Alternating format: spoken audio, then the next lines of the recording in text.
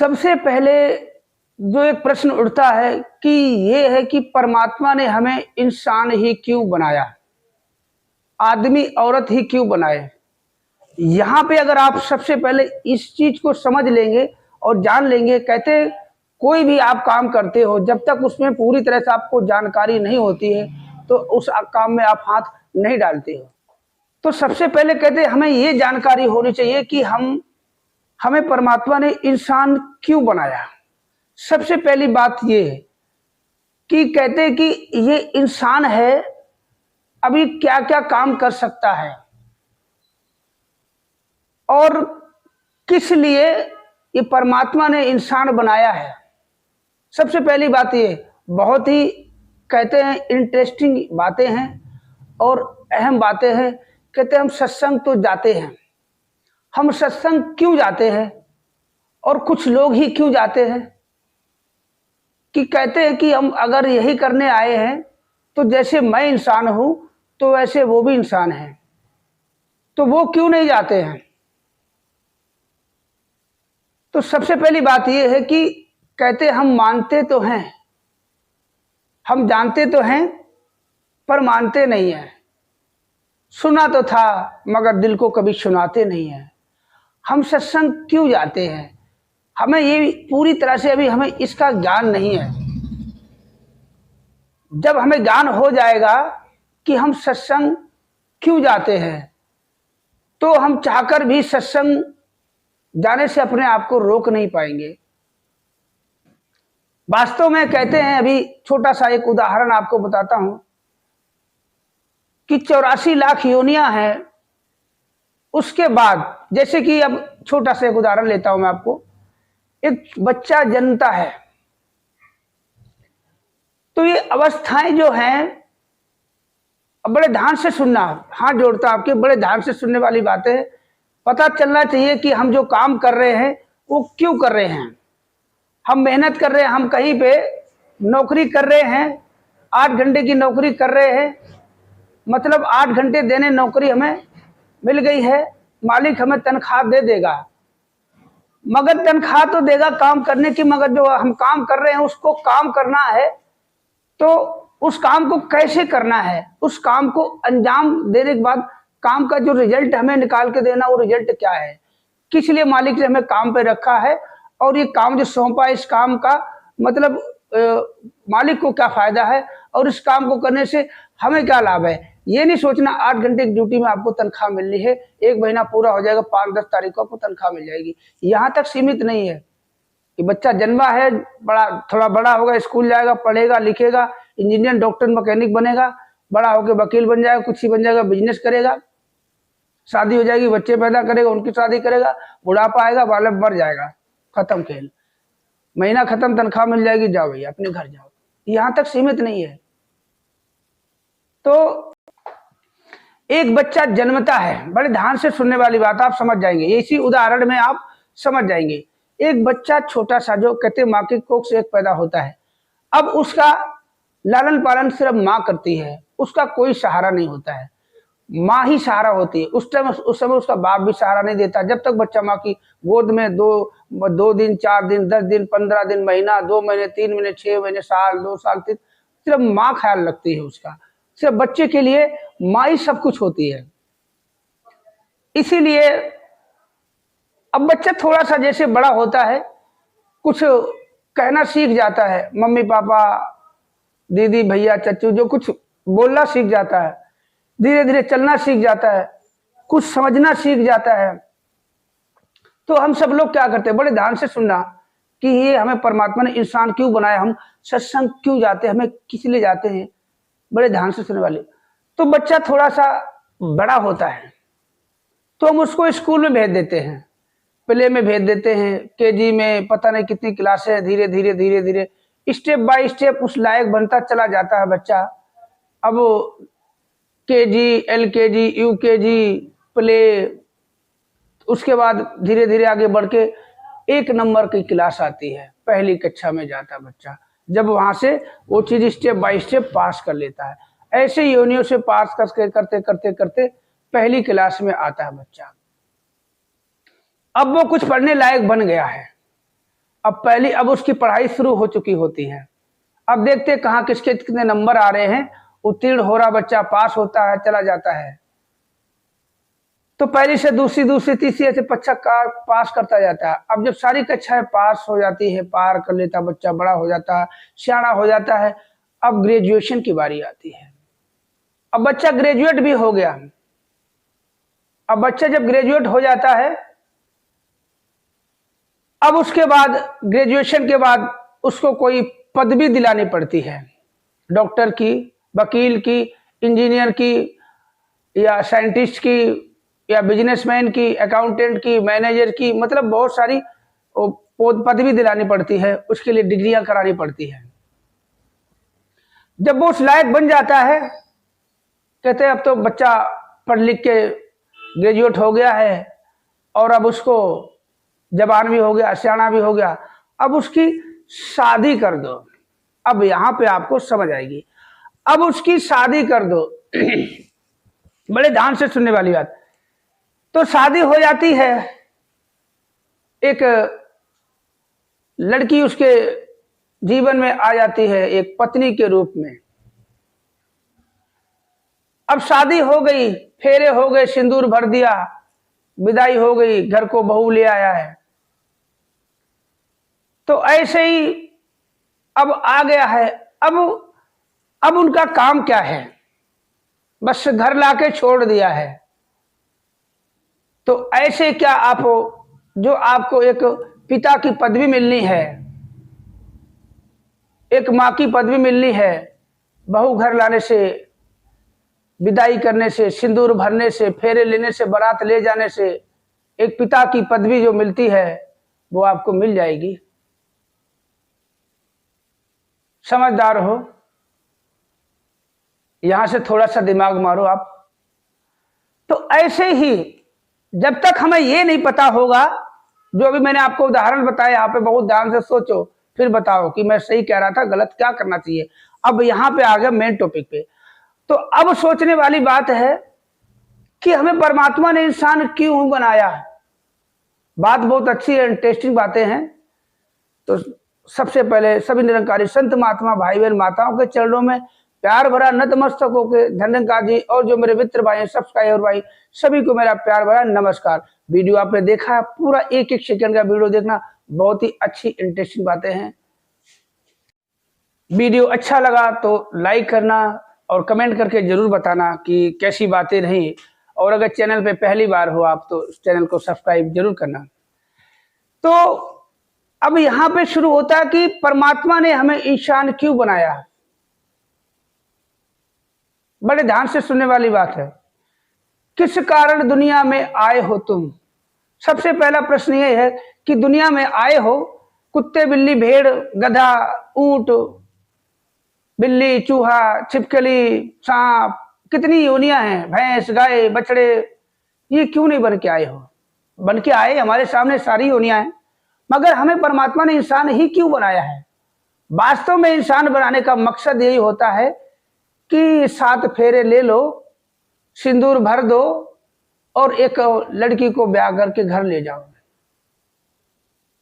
ज्ञान ले लिया है परमात्मा का, ज्ञान लेने से हम ब्रह्म ज्ञानी नहीं बन जाते।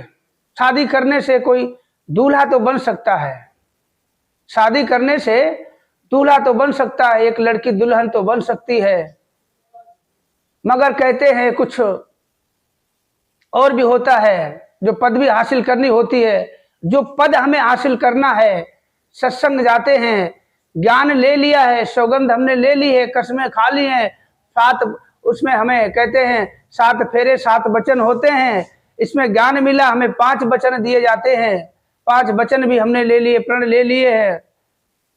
और सेवा, सत्संग, सुमरन, जैसे कहते 3 काल हैं सत्य तो हमने सेवा, सुमरन, सत्संग, ये काल ही समझो। इनके बारे में बताऊंगा कि सेवा क्या है, सुमरन क्या, सत्संग क्या है। कि 3 काल है सत्य तू, मिथ्या है संसार। तो ये भी इनके बारे में सोचना पड़ता बहुत। कहते सदगुरु ने हमें सब कुछ बता दिया है, सब कुछ बता दिया है, हमारे समझ में नहीं आता है कि सत्संग जाना, सेवा करना, सुमरन करना यही सीमित नहीं है। अभी माता जी का हम कुछ फेसबुक पे छोटा सा शॉर्ट वीडियो देख रहा था, आज सुबह की बात है, कि माता जी ने स्पष्ट शब्दों में कहा है कि अगर एक दूसरे को देख के हम कुछ कर रहे हैं तो ये मत समझना आपका उद्धार हो जाएगा, पार उतारा हो जाएगा, ये रिटर्न से कुछ नहीं होगा। जब तक वो आपके अंदर भाव नहीं होंगे, जब तक वो आपके अंदर भाव नहीं होंगे तब तक आपका पार उतारा नहीं होने वाला, रिटर्न से बात बनने वाली नहीं, जब तक आपके अंदर वो भावनाएं नहीं है। तो एक दूसरे को देख के कुछ ना करें। एक दूसरे को देख के हमारे कोई नमस्कारी कर रहा तो हमने उसके नमस्कारी कर ली, अब उसने किस भावना से करी और आपकी भावनाएं क्या है, ये बहुत बड़ी बात है। तो सबसे बड़ी बात यही है कि ये देखना कि परमात्मा ने हमें इंसान ही क्यों बनाया। अब जैसे अभी एक उदाहरण दिया था, बच्चा जन्मा था, बड़ा हुआ, धीरे धीरे सब कुछ समझने लग गया, तो उसको स्कूल छोड़ दिया, धीरे धीरे पढ़ लिख के बड़ा हो गया, ग्रेजुएट हो गया, अब उसको पदवी दिला दी, एक डिग्री डिप्लोमा करा दिया, उसके बाद शादी कर दी, उसके बाद ये शादी कर दी। मतलब हम यहाँ तक हम इस लायक बन गए कि हमें एक सदगुरु मिल गया, कुछ संत महात्मा के जरिए हमें सत्संग मिला, सत्संग जाके सदगुरु मिला और सदगुरु से हमें ज्ञान मिला, ज्ञान से परमात्मा मिला, मतलब स्वामी मिल गया। एक लड़की को स्वामी मिल गया, अब ज्ञान कर लिया, ज्ञान ले लिया तो हमने शादी कर ली, फेरे हो गए, 5 प्रण मिल गए। अब वहां से हमें करना क्या है, अब हमें कहते हैं ब्रह्म ज्ञानी का सकल आकार, ब्रह्म ज्ञान ही आप निरंकार, ब्रह्म ज्ञानी को खोजे महेश्वर, ब्रह्म ज्ञानी आप ही परमेश्वर। अब यहां पे देखो बड़ा समझने वाली बात है, ब्रह्म ज्ञानी आप ही परमेश्वर, ब्रह्म ज्ञानी को खोजे महेश्वर, ब्रह्म ज्ञानी आप ही परमेश्वर। तो परमेश्वर कैसे है, आप सब समझदार है, ये शादी का सीजन चल रहा है, जिसकी शादी हुई है वो भी जानते हैं, लड़का की हुई है, लड़की की, वो भी अगर कोई वीडियो देखा, जरा सोचो, अगर किसी की लड़की ब्याह के ले गए, घर शादी करके घर ले गए, तो क्या आप ही परमेश्वर बन जाओगे, आप ही पिता बन जाओगे। वो भावनाएं, वो कर्म होने चाहिए, जब तक हम वो कर्म नहीं करेंगे, भावनाएं हमारे अंदर वो नहीं होंगी, तो हम आप ही परमेश्वर कैसे बन सकते हैं।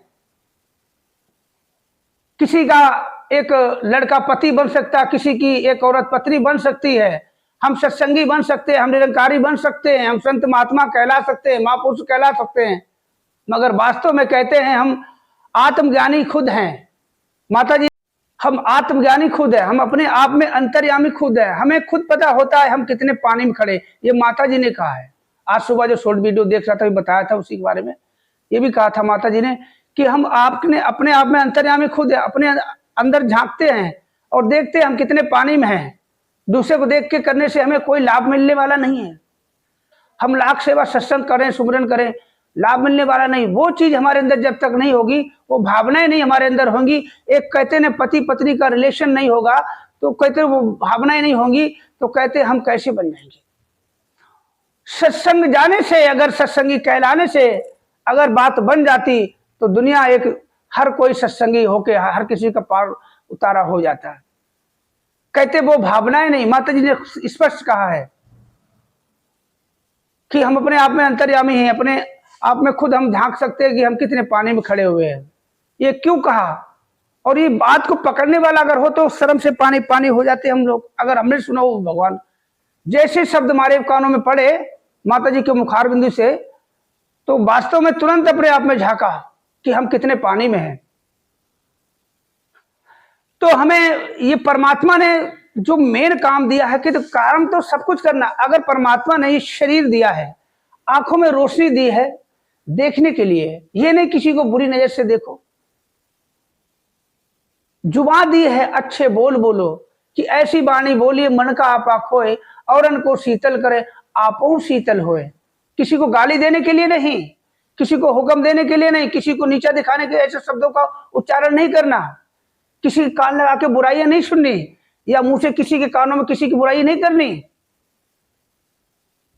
तो हमें करना क्या है, भावनाएं सत्संगी वाली हमारे अंदर जब तक नहीं है, हम रोज सत्संग जाए।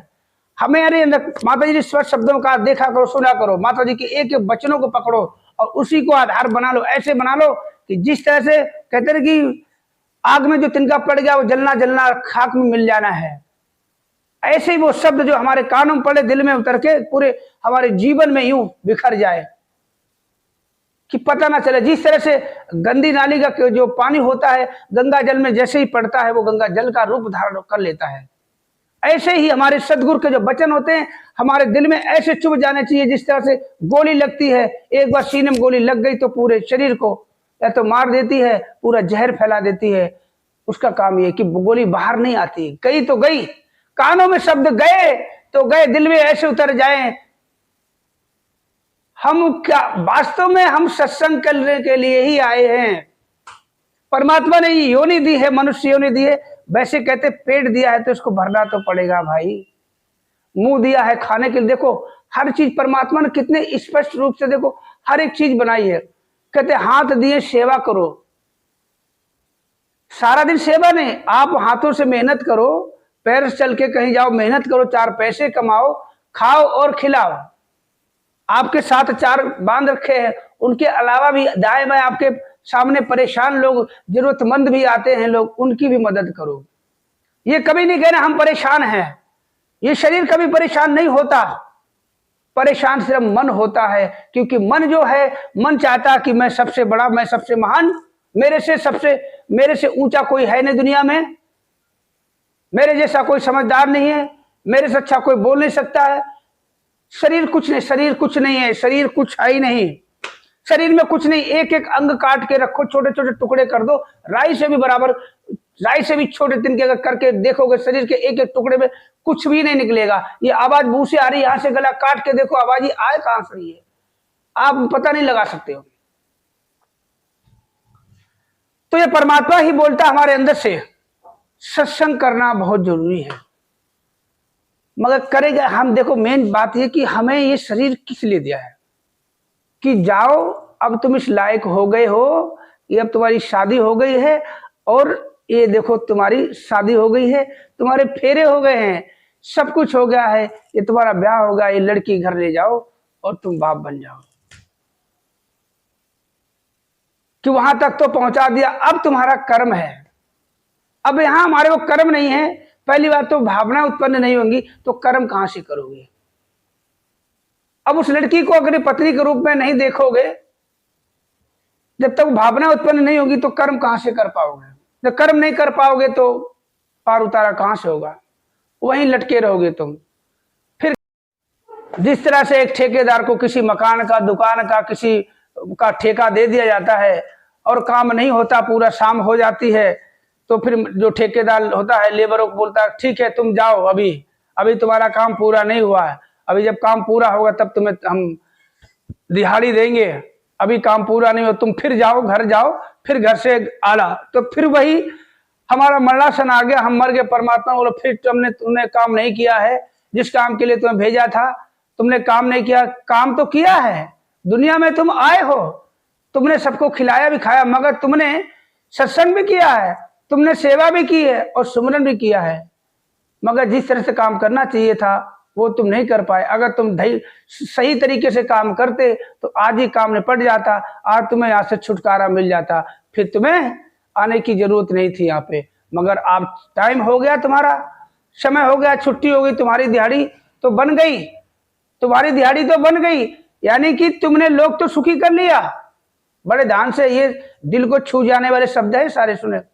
आपने अपनी दिहाड़ी तो बना ली, अपना लोग तो सुखी कर लिया, मगर परलोक सुहेले की जो बात थी इस मालिक के लिए, जो ये बिल्डिंग आज पूरी कंप्लीट करनी थी, क्या क्या करना था तुमने नहीं किया है। इसलिए अब तुम फिर जाओ अपने घर, खा पी के सो जाओ, कल फिर उठना, कल फिर जन्मना, यहां से जन्मोगे वहां से आओगे, ये स्टेप बाय स्टेप जब तुम इस लायक हो जाए, सुबह फिर आना, फिर यही काम करोगे, फिर शाम तक क्या हुआ। तो बस यही सबसे पहली बात है कि सत्संग को समझना बहुत जरूरी है। कि अगर हमें देखो, अगर ये सोच लो कि हमें परमात्मा ने इसलिए बोला भेजा है कि जाओ जाओ बेटा जाओ, अंबानी घर पैदा हो जाओ, अरबों की दौलत है, ऐश करो ऐश करो ऐश करो, सब कुछ है, तुम ऐश करो, मर के फिर आना, फिर तुम आते जाओ। तो कहने वाली बात यही है कि जब तक वो कर्म नहीं करेंगे पार उतारा नहीं होगा। लगे रहो सेवा, लगे रहो सत्संग, लगे रहो सुमरन में। दिन रात। अगर हमारे जो माता जी देखो कहती शब्दों को पकड़ो, समझो, सत्संग जाने से, सेवा करने से, ये बात साफ साफ। आज सुबह पढ़ रहा था, वीडियो अगर शेयर करता तो शायद मैं वीडियो दिखा नहीं सकता, हो सकता कॉपीराइट आता, तो मैं वीडियो दिखा शेयर भी नहीं कराई थी। थोड़ी छोटी गलती हो गई, अगर वो आएगा तो दोबारा शेयर कर लूंगा, तो ये सेव कर लूंगा। तो इतना दिल को छू गया कि किसी को देख के नहीं करना, रटन है। जब तक वो भावनाएं नहीं है, हम अपने आप में अंतर्यामी खुद हैं, हमें पता है हम कितने पानी में खड़े हैं। अगर सत्संग से बाहर निकलने के बाद तुम्हारी जुबान तू तड़क्का बोलती, अबे क्या ये वो, छोड़ दो, या तो ये भाषा छोड़ लो या सत्संग छोड़ दो। सत्संग एक बहुत बड़ी, कहते बड़े भाग मानुष तन पावा, बड़े भाग मानुष तन पावा, सुर दुर्लभ सब ग्रंथ ही गावा। मनोरभव, इंसान बनो। ये इंसान नहीं है, आप वीडियो देख रहे इंसान नहीं है, कहते उसके अंदर तत्व होना चाहिए। पानी में जब तक चीनी नहीं, शरबत का रूप कैसे धारण हो सकता? आप पानी में चीनी डाल दो, आप पानी में चाय पत्ती डाल दो और कप में डाल के दे दो, ये लो चाय। नहीं, चाय वो कर्म करना पड़ता है, उबालना पड़ेगा चाय पत्ती को, उसमें अपना जो है ना तत्व छोड़ना पड़ेगा, घुलना पड़ेगा। जो कालापन छोड़ती है चाय पत्ती, पानी में काला हो जाता है, और चीनी घुल के मीठापन लाती है। इलायची अदरक डाल के, लौंग वोंग डाल के और उबाल के जब देते हो तब बनती है चाय, तब बनता है इंसान। शरीर तो बहुत है, कभी ऐसे भूल नहीं करना। देखो, जो सत्संग करता परमात्मा उसको भी देता, नहीं करता उसको भी, सबको परमात्मा देता है। कहते अजगर करे न चाकरी, पंछी करे न काज, और संत मयूपा कहेंगे कि सबके दाता राम। सबको परमात्मा ही देता, करो मत करो।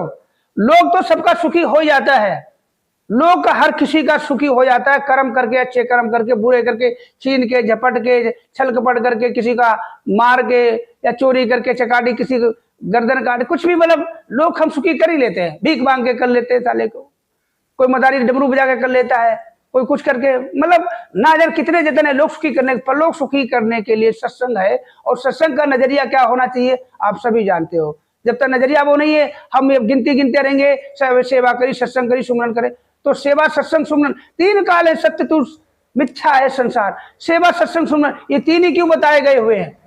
इनमें भी बहुत गहरा राज है। अगले वीडियो में इसका भी हम वो करेंगे, क्या करेंगे, इसके बारे में थोड़ी चर्चा करेंगे। तो आज का वीडियो बस यहीं पे विराम लेता हूँ। तो सभी निरंकारी संत महात्मा भाई बहन माताओं के चरणों में प्यार भरा नतमस्तक होकर धन्य